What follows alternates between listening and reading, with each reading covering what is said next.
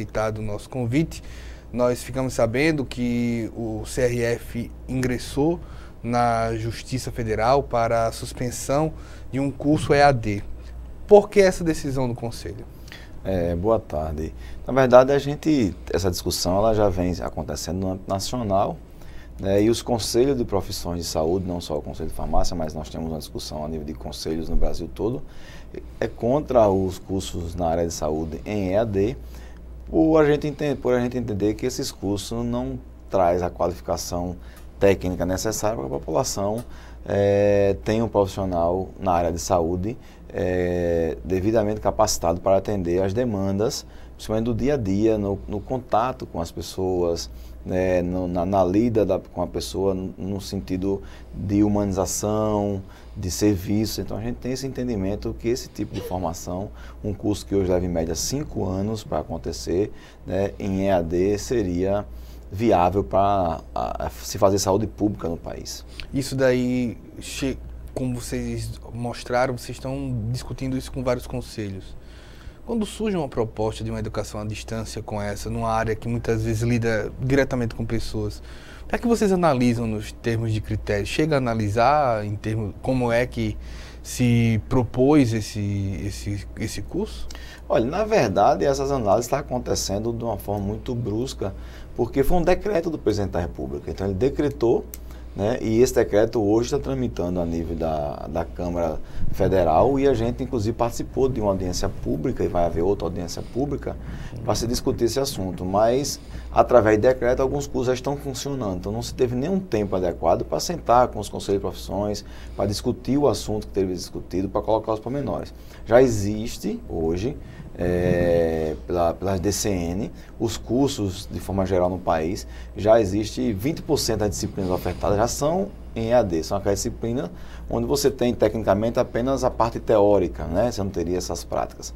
Mas da forma que foi colocado no Brasil, através de um decreto presidencial, em que todos os cursos de saúde, farmácia, enfermagem, fisioterapia, todo mundo vai poder ser à distância, pegou a gente, assim, de uma forma muito repentina, e a gente está justamente tentando isso na Câmara de Deputados, reverter esse processo e levar essa conscientização da necessidade de se discutir mais esse tema. Eu sei que é um assunto bastante extenso, presidente, mas para quem não conhece, quem está assistindo a nossa entrevista agora e não conhece o curso de farmácia, o que é dado, principalmente a parte que é dada num curso de farmácia, que exige uma proximidade, que exige um contato humano nesse sentido?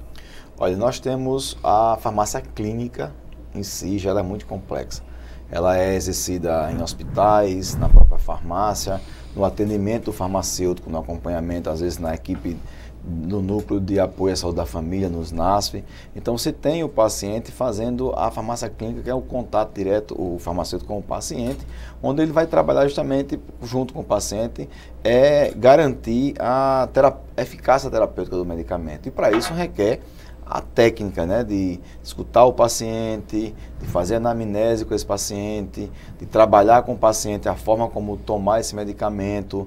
Então, tem toda uma situação nesse contexto. Então, temos várias disciplinas que engloba essa metodologia. Você tem semiologia, você tem as práticas integrativas, porque a farmácia pode exercer práticas integrativas como acupuntura, como estética, e aí você tem o procedimento individual com o paciente, né? O procedimento você tem com o paciente, inclusive de ter que fazer alguns procedimentos na pele, né, com alguns equipamentos, e isso tem que ter o contato com esse paciente. Quando eu, como um jornalista, um leigo na área de farmácia, me dá a impressão de que, de forma, não sei como é que classificaria, mas que o curso de farmácia seja um curso muito participativo em termos de laboratório, por exemplo. Com certeza. Se a gente está trabalhando com um laboratório, por exemplo, extração de princípio ativo das plantas, né? De minerais, a produção do medicamento, da manipulação, de você ter que pesar, ter que medir volume, ter que fazer dissolução, fazer os testes de bioequivalência, de solução do produto, né, de biodisponibilidade. Então, você tem essa parte teórica que é muito extensa no curso de farmácia. Você está dando com desenvolvimento, com a parte científica propriamente dita, de desenvolver um produto. E desenvolver um produto, você tem toda a parte de produção dessa matéria, né, e depois a parte dos testes muitas vezes in vitro, né? Em laboratório. Então é muito complexo e aí é que a gente não entende por que curso como um nível de complexidade como farmácia, por exemplo, se fazer em EAD. Como é que isso vai se dar? Qual a parte de laboratório? Eles propõem de alguma maneira? O que está se colocando, pelo menos a audiência que eu participei, é que os alunos fariam toda a parte teórica de toda a disciplina via online e os polos dessas faculdades iriam ofertar só a parte prática, né? Mas aqui eu estou falando, e a interação professor-aluno, aluno-paciente, aluno-mercado, como é que se dá isso? Então, isso não está muito claro ainda no decreto, porque o governo simplesmente decretou, isso não está muito claro no processo. Sem ouvir os conselhos. Sem ouvir os conselhos. Como é que o Conselho Federal se viu nessa situação? Como os demais conselhos, se viu numa situação primeiro de desrespeitado, né? Porque a gente tem uma lei no país e os conselhos, de forma geral, eles são autarquias, né, indiretas do sistema administrativo do país, desrespeitado. Depois, não consultado no sentido de sentar para dizer assim, como é que está o mercado hoje, qual é o entendimento do conselho, né? Vamos colocar no nosso caso em farmácia especificamente. Nós temos, hoje, o farmacêutico está habilitado pelo Conselho da Farmácia, que é quem habilita o farmacêutico nesse profissional, a desenvolver 123 áreas de atuação do farmacêutico. Então ele vai da farmácia clínica, da dispensação do medicamento, ao desenvolvimento, ao trabalho com DNA, no banco de sangue, no banco de sêmen. Então tem uma dinâmica muito forte na farmácia por sua profissão. Hoje, isso tem publicações diversas no mundo, a farmácia ela é comparada a nível de tecnologia à área de informática e a nível de financiamento à indústria bélica do mundo. Você vê o quanto tem um potencial essa área de farmácia. Então, dentro de uma dinâmica dessa, do mundo globalizado, a gente cada vez mais está evoluindo. Se entra uma portaria nesse nível de fazer em EAD, sem discutir, isso causa para a gente um dano, uma vez que o próprio Conselho Federal apresentou para o MEC uma proposta de mudança da matriz curricular do curso de farmácia, pensando na evolução desses profissionais para atender a demanda de mercado. Na contramão, o governo sanciona um decreto colocando o curso em EAD, então automaticamente nós entramos num choque, né, num conflito. Você acredita que uma medida como essa possa gerar um crescimento de erros e danos, questão de negligência, imprudência? Muita, né? Muita porque você está, como eu falei, você está lidando, não me passa pela cabeça a gente fazer desenvolvimento de fórmulas, né? Um trabalho num contexto desse, sem ter um acompanhamento de quem já tem uma prática, sem vivenciar essa prática da produção.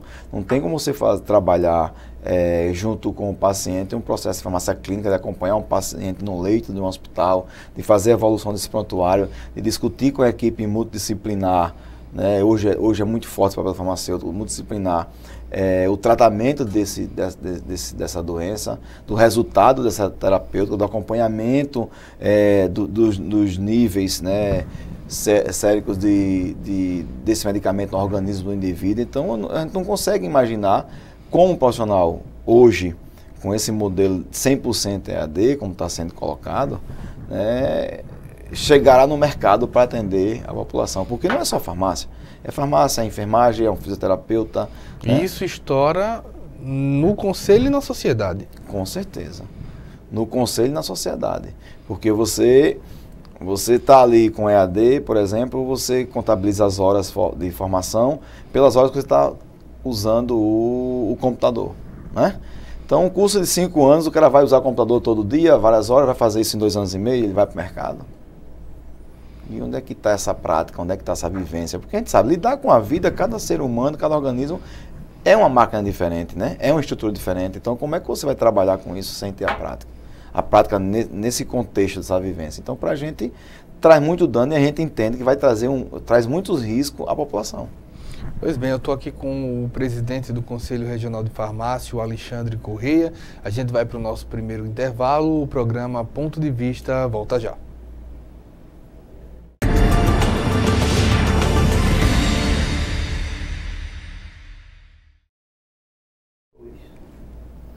Voltamos com o programa Ponto de Vista, que hoje recebe aqui o presidente do Conselho Regional de Farmácia, Alexandre Correia. Estamos aqui falando sobre a questão dos cursos EAD de farmácia e também sobre o mercado. Quando você libera um curso como EAD, muitas vezes, pelo menos me dá a impressão, e eu queria ter um comentário, presidente, que você também afrouxa o controle do mercado, quantidade de farmacêuticos. É uma análise que eu faço, peço esse comentário, tipo... Se você tiver pouco farmacêutico, é ruim para a sociedade. Mas se tiver muito também, é ruim para a sociedade por uma questão de controle. Como é que o Conselho pensa isso? Olha, a gente se preocupa porque, por exemplo, no nosso caso do EAD, está sendo ofertada 16 mil vagas no país, né, na modalidade EAD. Então, aí serão 16 mil profissionais. Hoje, nós já encontramos em vários centros, grandes centros, a dificuldade, inclusive, de conseguir emprego. Né, da empregabilidade, tá, desses profissionais. Então, isso com certeza vai gerar lá na frente mais uma geração de profissionais de nível superior que também vai estar, né, com dificuldade de emprego. E aí gera a questão da lei de oferta e procura. As pessoas hoje estão vivendo um momento muito complexo no país. Por exemplo, aqui em Alagoas, a gente já vem de São Paulo, a gente tem um modelo onde muita gente está rescindindo a carteira de trabalho e está trabalhando por contrato de prestação de serviço, está sendo precarizado o trabalho. Uma coisa que deve ser incentivada a partir de novembro com a nova lei trabalhista. Isso, com a lei trabalhista. Então isso tanto vai afrouxar essa questão do mercado de trabalho, como isso vai refletir na questão sanitária. Né? Porque você tem uma condição de ofertar mais mão de obra, pode ser que o pensamento seja de atender o mercado. Mas e com qual a qualidade, com qual a responsabilidade para que esse mercado seja atendido? Né? Porque, afinal de contas, você vai estar lidando com vidas. Um medicamento, a diferença entre um medicamento e um veneno é apenas a dose. Né? Você tem medicamento na farmácia, como a digoxina, por exemplo, que a concentração dela é 0,025 miligramas. Se você botar ali, só trocar aquele zero do final, você mata o paciente instantaneamente. Então, você tem uma complexidade muito alta. Nossa preocupação, tanto no mercado de trabalho, como é que a situação vai chegar lá, que nível de concorrência vai chegar lá, porque imagina o seguinte, hoje o Brasil, sozinho, tem mais curso de farmácia presencial do que toda a Europa. E o nível dessas faculdades? Tem níveis aí que o próprio Conselho Federal já vem questionando do MEC como é que algumas faculdades já estão abertas. Né? E como é que se cria hoje um EAD? Se nós não resolvemos nem o problema das faculdades que já estão funcionando, que de passagem é um número muito maior do que toda a Europa tem hoje de curso de farmácia funcionando. Isso daí dá para se calcular quantos farmacêuticos são formados por ano? Uma média de 10 mil. E o mercado abriga isso? Não. Entendeu? Hoje nós temos 220 mil farmacêuticos formados e nós temos 90 mil farmácias abertas no país. Que, de certa maneira, nos últimos anos, pelo que se verifica aqui em Maceió, já tinha um crescimento muito grande, mas que já não cresce mais como antes. Como antes, né? Então a gente tem hoje uma farmácia para abrir 24 horas, ela trabalha numa média com 4 farmacêuticos no seu quadro, né? E mesmo assim, o número ainda de farmacêuticos no Brasil ainda é muito grande, principalmente nos grandes centros. Maceió hoje tem um número de farmacêuticos maior do que o número de estabelecimentos. A capital, o interior, a gente tem alguma dificuldade.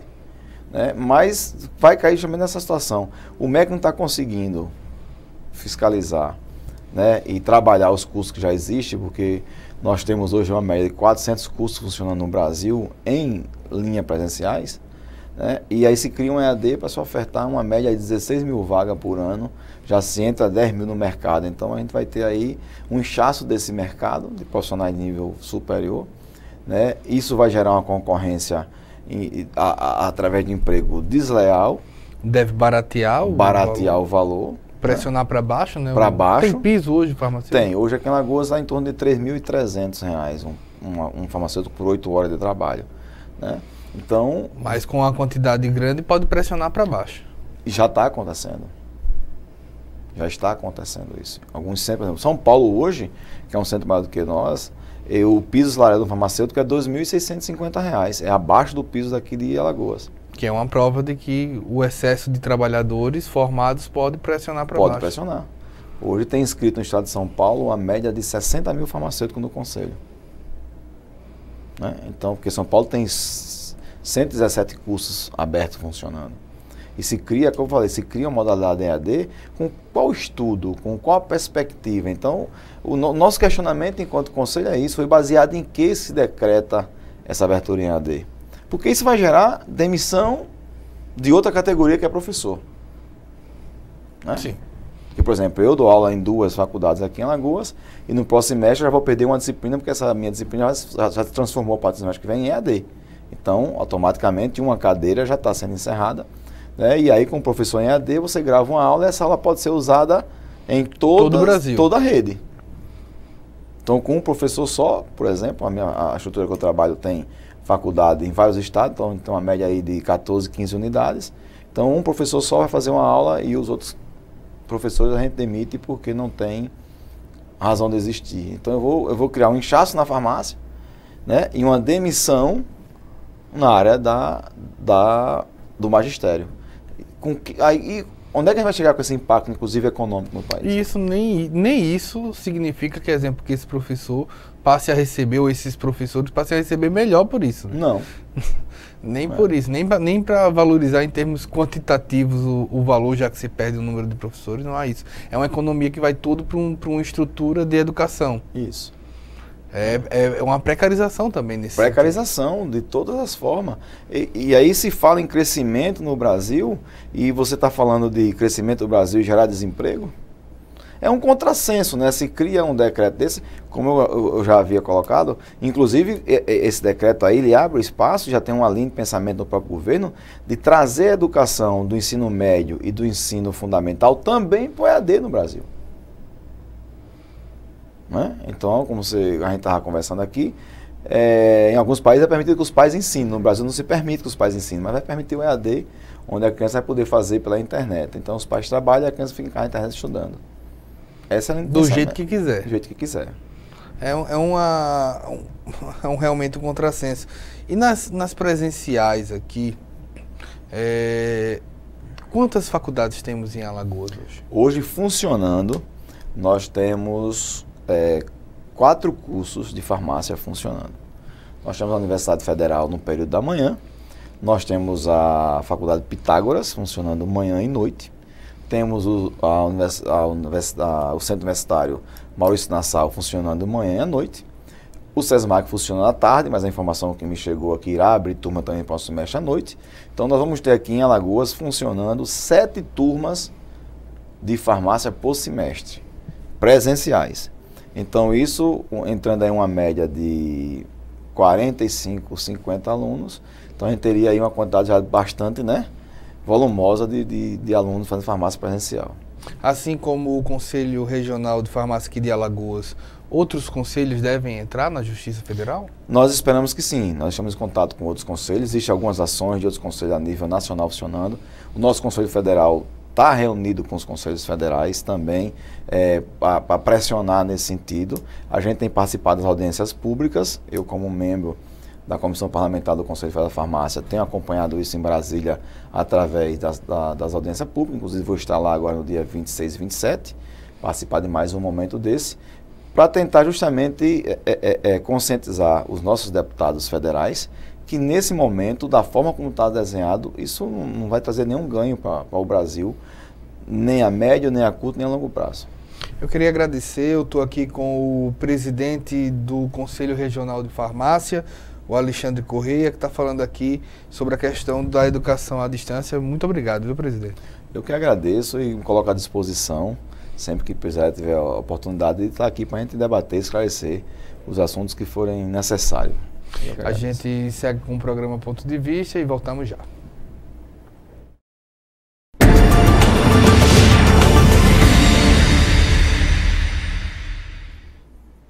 Voltamos com o programa Ponto de Vista, agora aqui comigo o Luciano Santos, ele que é secretário administrativo e financeiro da Central Única dos Trabalhadores. Muito obrigado, Luciano, por ter aceitado o nosso convite. A CUT que tem realizado a campanha desde a quinta-feira, a campanha pela anulação da reforma trabalhista. Como é que está a campanha? A nossa campanha ela é nacional, está sendo realizada nos 27 estados, e a nossa intenção, a nossa meta é de arrecadar no mínimo 1% de todo o eleitorado, ou seja, 1.300.000 assinaturas, para no dia 11 de novembro, que é a data onde começa a valer a reforma que foi aprovada, 11 de novembro, a gente vai fazer uma caravana em Brasília para protocolar esse projeto de iniciativa popular. E, claro, pressionando, né, tanto a Câmara quanto os setores, Poder Judiciário e Executivo, para analisar o devido projeto com as assinaturas colhidas nas 5 regiões. Por que a CUT quer essa revogação? A gente, a princípio, considera a reforma trabalhista e a forma que ela foi aprovada uma lei da gestão de Fernando Henrique Cardoso, né, que na verdade desenterraram um projeto. Porque o grande problema é que antes já estava sendo discutido um projeto de lei, aquele 4330, juntamente com alguns outros setores, tanto empresarial quanto os próprios deputados. E aí esse projeto, como viu que tinha que passar por várias etapas ainda estava iniciando, o governo desenterrou um projeto que já estava praticamente engavetado, mas ainda não tinha sido arquivado. Ele desenterra e já tinha passado por várias comissões e aprovou em caráter de urgência urgentíssima. E o que para nós, por considerarmos envolver questões históricas, né, da classe trabalhadora, gerações lutaram muito para conquistar a CLT e daí, a partir daí ter as garantias de proteção ao trabalho, a gente não pode simplesmente aceitar essa imposição, visto que nem a Câmara, nem o próprio Executivo disponibilizou para a sociedade a discussão, não ampliou o debate. Foi uma negociação entre parlamentares, o Executivo e o empresariado, sem levar em conta a opinião da classe trabalhadora, que é a classe que verdadeiramente produz a riqueza do país. E aí é uma obrigação nossa. A gente acredita que é possível assim, conseguir até mais que esses 1.300.000, porque só pode participar do processo da assinatura do projeto quem é eleitor, ou seja, em cada município tem que ter a sua lista.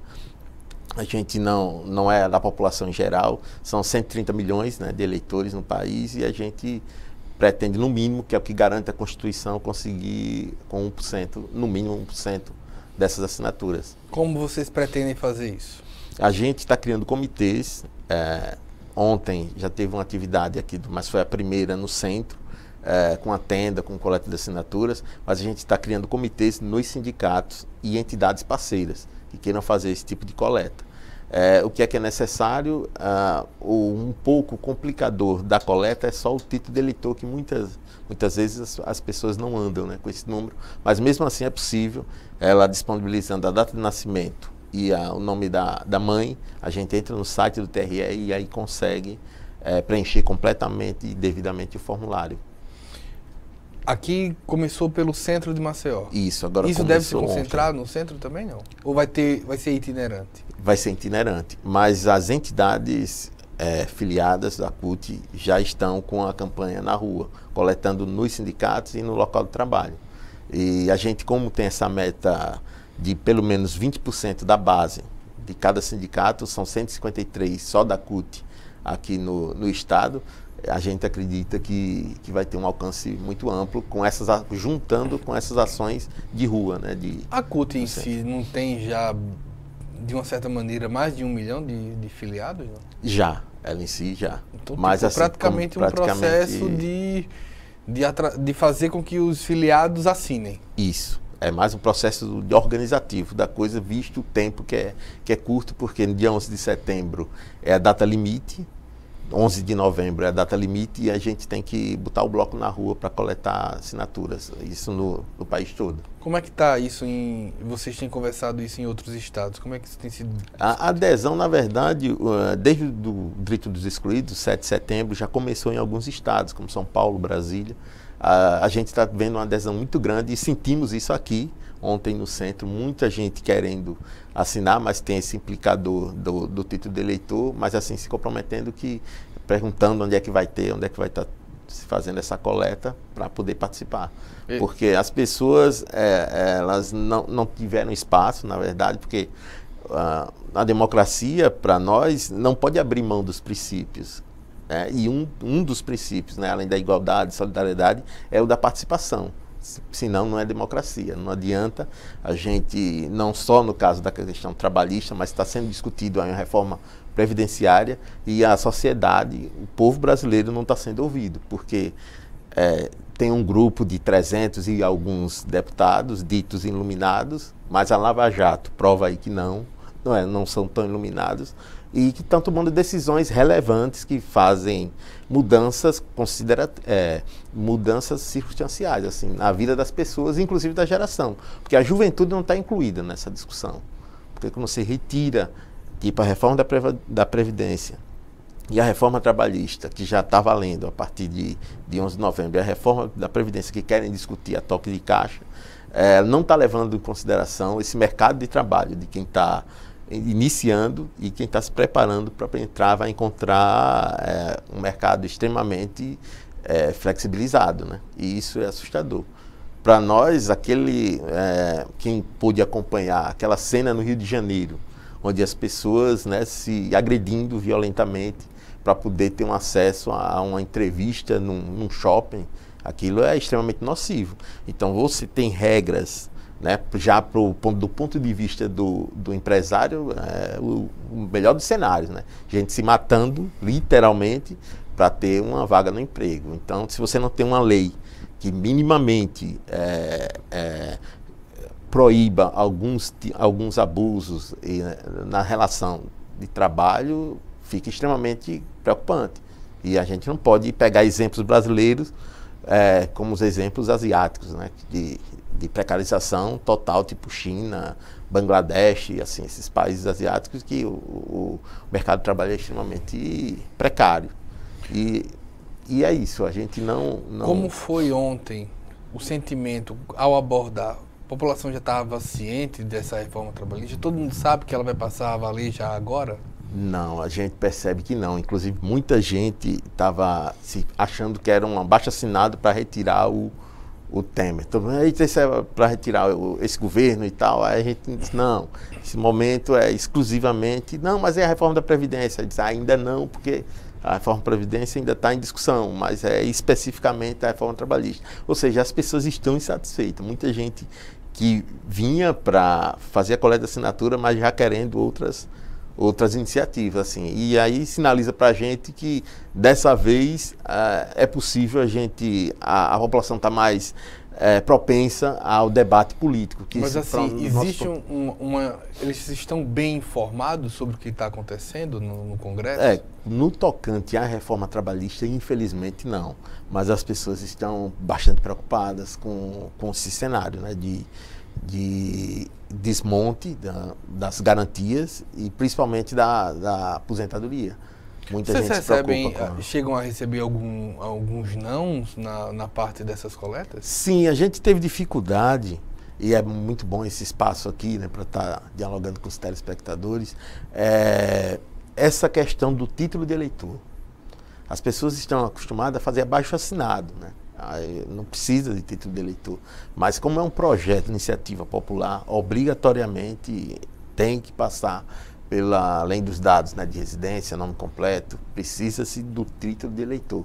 E aí, ano eleitoral, 2018, aí a gente nota um certo receio de alguns, mas os que param para a gente explicar, terminam assinando. Agora outros não, tem receio que seja para cadastro, enfim, outros... 10 anos atrás, quando se tinha algo nesse sentido, você não tinha movimentos como, pelo menos eu não lembro, como o MBL, como Vem Pra Ruas, que são movimentos que pelo menos têm se caracterizado de uma certa maneira como movimentos de direita.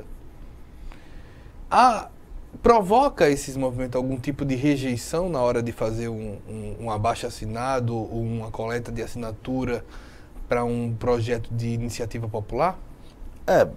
No caso desses movimentos mais relacionados à direita, queira ou não, eles, de uma certa forma, têm uma relação muito próxima com o setor patronal.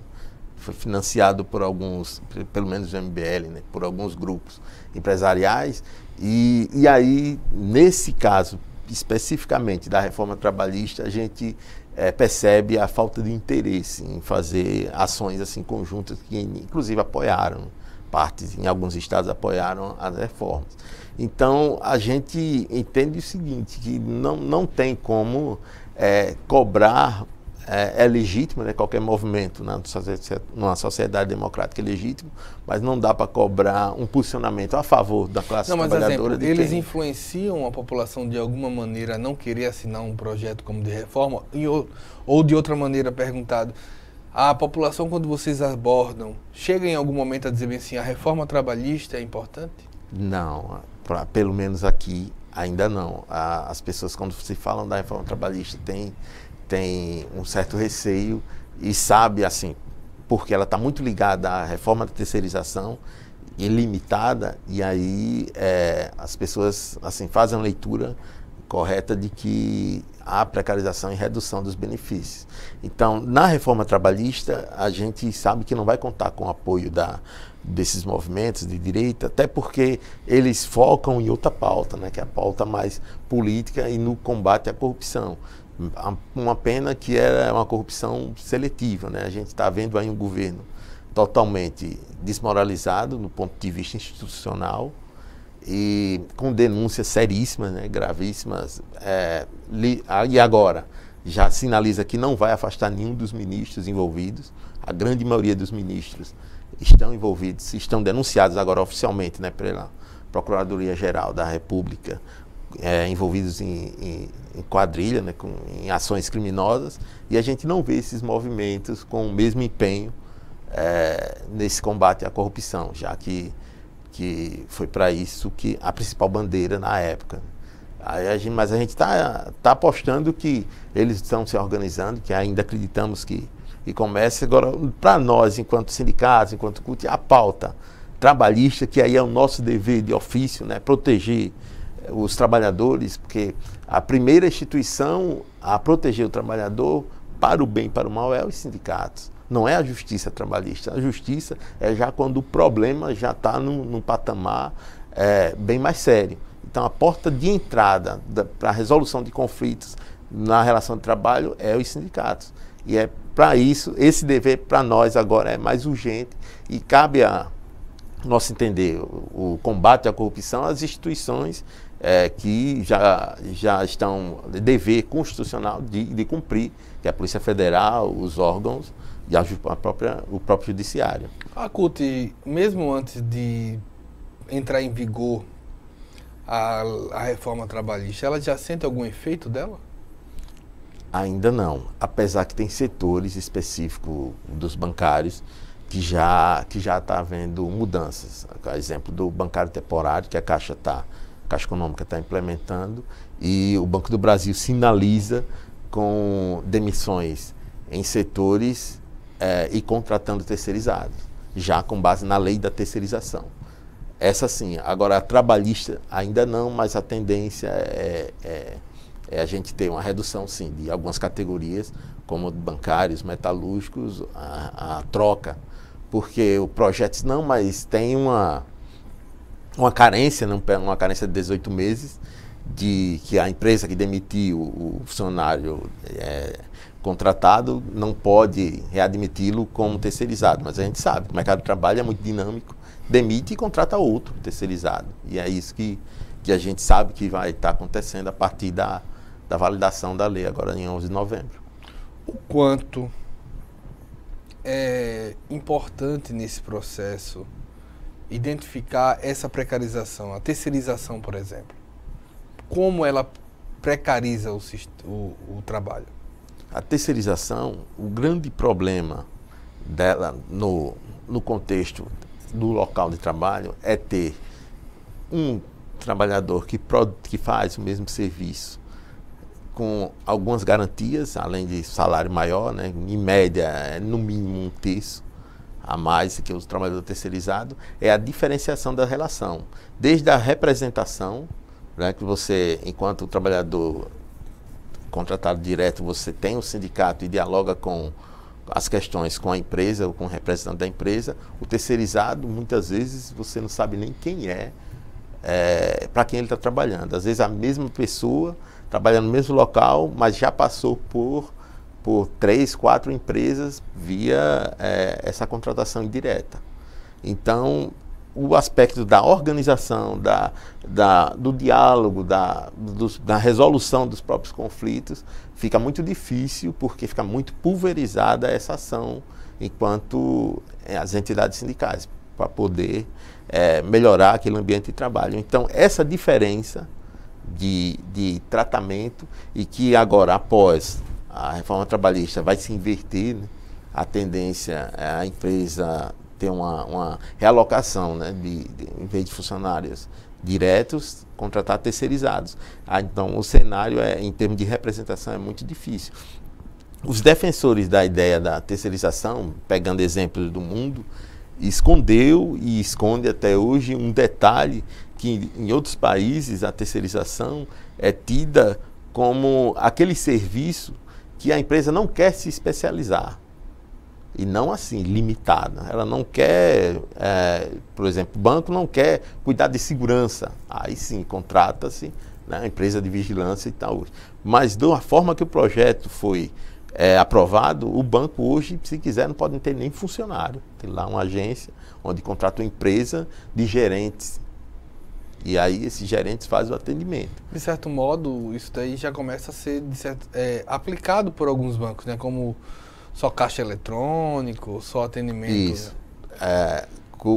A vantagem para o cliente do caixa eletrônico é que é opcional, né? É opcional. E aí a tendência de esse opcional tornar-se obrigatório, por exemplo, aquele funcionário que fica na entrada de uma agência é uma concessão pública, embora é do banco, mas ele precisa de uma concessão pública de funcionamento, pela prefeitura. E aí impede de você ir fazer determinado pagamento no caixa. Isso é uma prática ilegal e os bancos, alguns ainda insistem. O PROCON, a gente tem feito já várias denúncias, porque não pode, isso é opcional. Eu que tenho que definir se eu quero ir na máquina, se eu quero lá, enfim, trabalhar para o banco, né, fazer todo aquele processo, ou se eu quero ter um funcionário que faça para mim. Então, essa escolha, o autoatendimento, ele tem que ser opcional. Mas as empresas, aos poucos, vai avançando para que as pessoas... Mas muitas vezes a gente precisa também conscientizar o funcionário. Eu já fui a um banco, por exemplo, em que, tipo, o caixa reclamava por uma sobrecarga também, das pessoas estarem chegando para o caixa... né, com documentos na boca do que ele caixa. Se poderia ir, tem que ter uma consciência também claro, de tipo, o direito é de ser atendido também, e o banco tem que dar essa condição, não é isso? Isso. A gente, para todo o público que usa o sistema bancário, sabe muito bem, por exemplo, o tratamento que é dado nas lotéricas, a falta de respeito com as pessoas, filas quilométricas, né, onde muita gente... Eu sou do tempo de lotérica, e não faz muito tempo. Lotérica era para o local, para se fazer jogo, né? Aí hoje faz um monte de coisa, supermercados, um monte de banco, de Bradesco, de Caixa Aqui. Quer dizer, o aspecto bancário enquanto profissão, enquanto serviço, a empresa ampliou. Mas os níveis diferenciados de condições, de salário, de trabalho, de benefícios, são muito, muito diferentes de quem tem um trabalhador direto. E não é à toa que, apesar da crise, desde 2008, né, uma crise mundial, né, a crise econômica, mas o sistema financeiro vai muito bem, obrigado, né, com os lucros. Agora há pouco, o Itaú, se não me engano, 14 mil, o Bradesco 8, e não fechou o ano. 14 mil não, 14 bilhões. Bilhões. Então, estamos falando de lucro líquido. E agora recebe um presente, né? Esses 3 bancos, Itaú, Bradesco e Santander, receberam um benefício do CARF, que é o Conselho Fiscal da Receita Federal, um perdão de uma dívida de quase 30 bilhões, 29,7. Através de incorporações. No caso do Itaú foi o Unibanco, a incorporação com o Unibanco, o Bradesco na época HSBC e o Santander de uma ação que tinha aí. Ou seja, ao mesmo tempo tem que apertar, né, para toda a sociedade, a história de que tem que fazer os sacrifícios necessários. Mas a gente percebe que é só para a classe trabalhadora. E aí não dá para a gente silenciar. E é muito importante assim, esses espaços, uma TV Câmara com uma concessão pública, respeitando sim o princípio da imparcialidade da informação. Eu estou aqui com o Luciano Santos, ele que é secretário administrativo e financeiro da CUT. Estamos aqui falando da campanha pela anulação da reforma trabalhista. A gente vai dar mais detalhes dessa campanha no próximo bloco.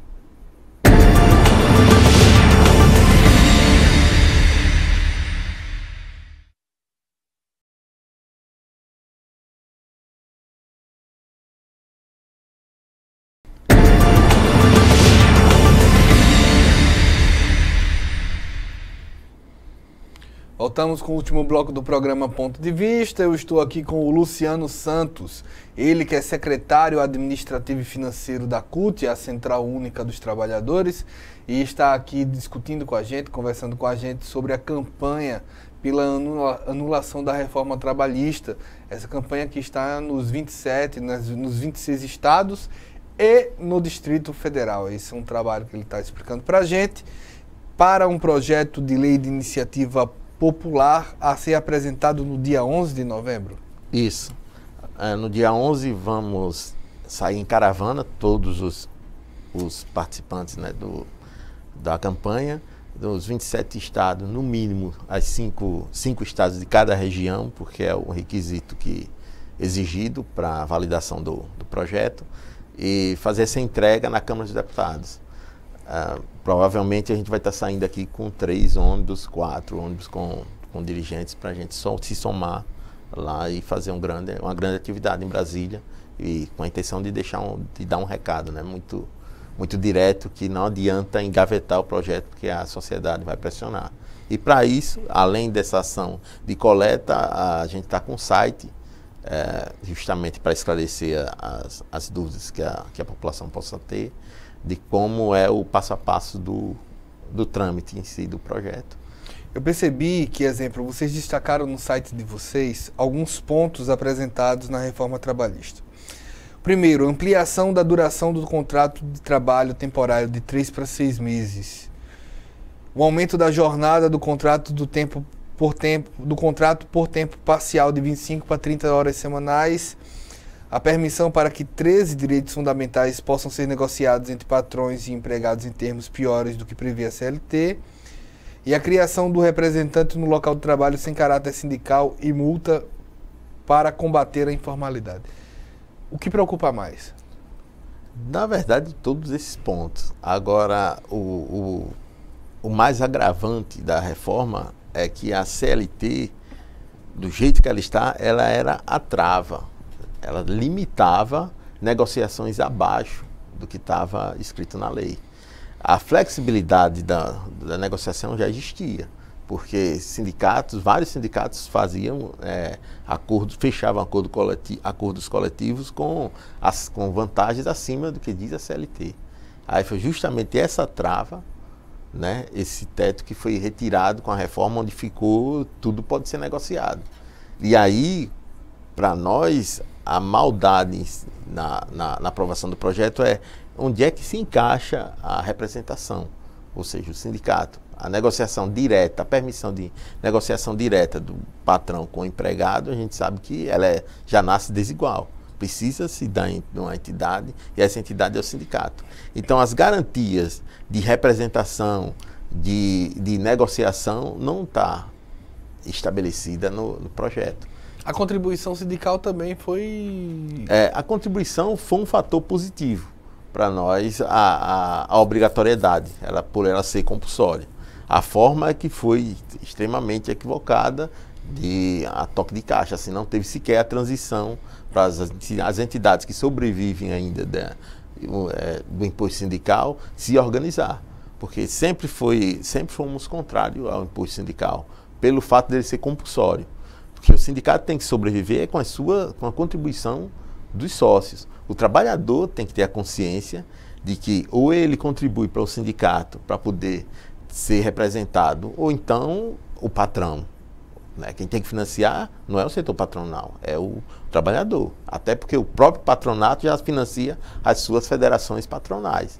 Então, o trabalhador consciente das suas obrigações enquanto sócio também pode cobrar legitimamente da sua entidade representativa. Mas isso não traz uma queda de receita para a CUT?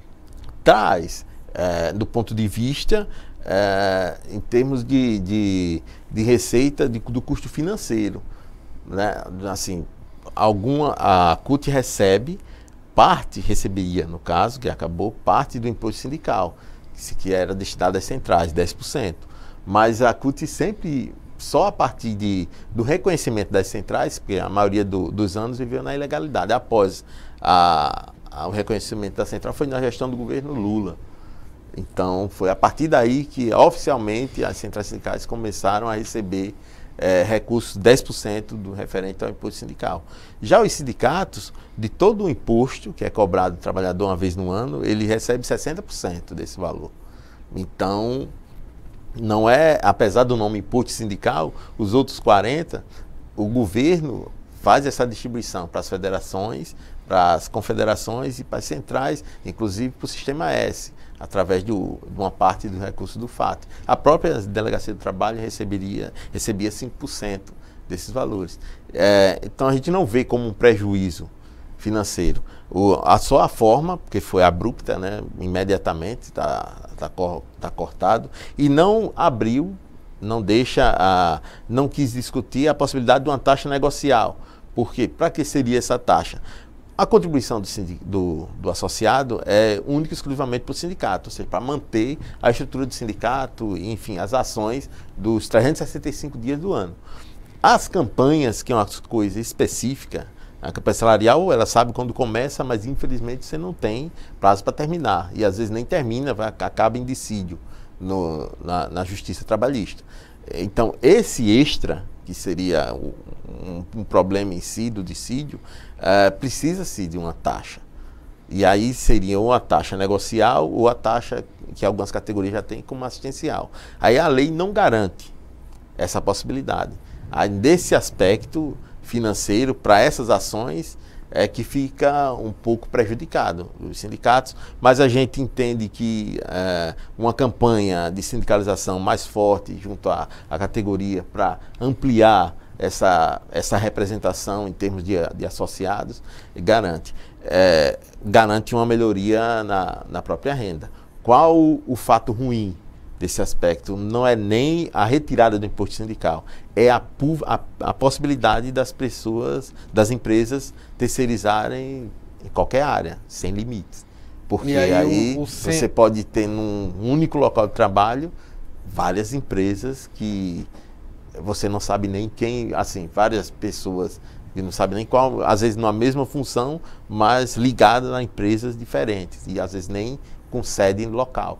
Ou seja, a representação na prática, isso sentimento vai ser de pertencimento também, né? Isso, porque aí o trabalhador agora ele fica como um subproduto, né, do que está produzindo.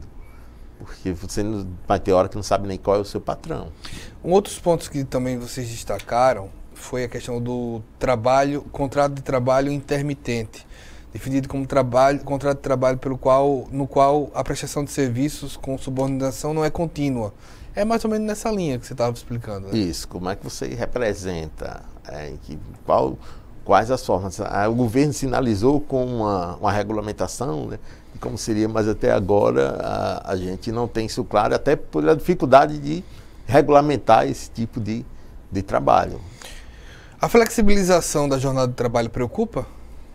Sim, muito, porque a cobrança hoje com a jornada estipulada pela CLT já tem alguns problemas, né? Vários problemas. A dificuldade de fiscalização disso, do acompanhamento aqui no estado, a gente tem um caso grave, muito concreto, que é a situação da nossa Superintendência de Relações de Trabalho, né? Totalmente desmantelada, né? O prédio condenado, né? Com risco de desabamento. Aí, recentemente teve até um ato no centro dos auditores pedindo socorro, literalmente, para que as pessoas atentem para a gravidade que é você ter auditores fiscais que não tem lugar para receber o trabalhador. Assim, a distribuição está funcionando precariamente. É simbólico, no prédio. Né? E aí é um retrato do que foi e do que está sendo essa aprovação da reforma trabalhista, que é a retirada de direitos e desmantelamento dos órgãos que, por dever constitucional, seria de fiscalizar. Sem falar na deficiência de quadro pessoal, que há muitos anos sem concurso público. Paralelamente, vocês têm a reforma previdenciária. O que é mais grave na reforma previdenciária? Para nós, o mais grave na reforma previdenciária é a ausência do debate com a sociedade.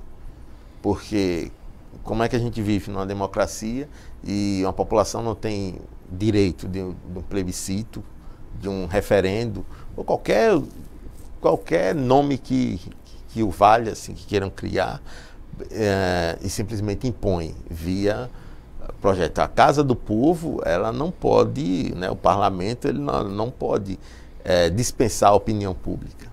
Porque quando se fala em reforma da Previdência, é unanimidade das pessoas que não se deve mexer dessa forma, urgentemente que tem que ser feito.